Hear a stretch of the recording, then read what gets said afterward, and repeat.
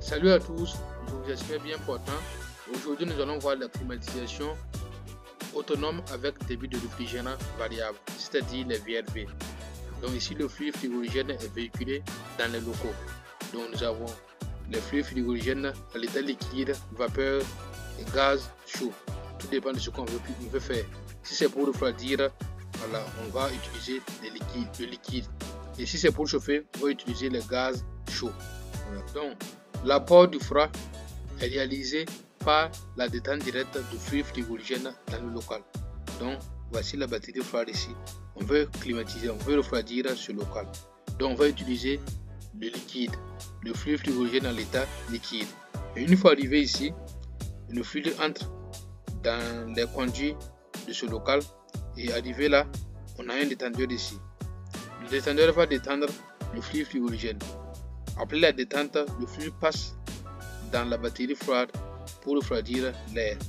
Après avoir passé dans la batterie froide, le fluide frigorigène revient au niveau des conduits de vapeur pour repasser dans le compresseur pour à nouveau être comprimé.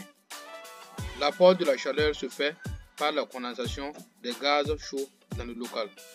Donc si c'est pour refroidir et réchauffer l'air, nous allons utiliser les gaz chauds. Une fois les gaz chauds arrivés dans le local, les conduits du local, ça passe dans la batterie chaude pour le réchauffement de l'air. Une fois réchauffé l'air, les gaz chauds passent de l'état gazeux à l'état liquide. Ici, c'est les mêmes conduits.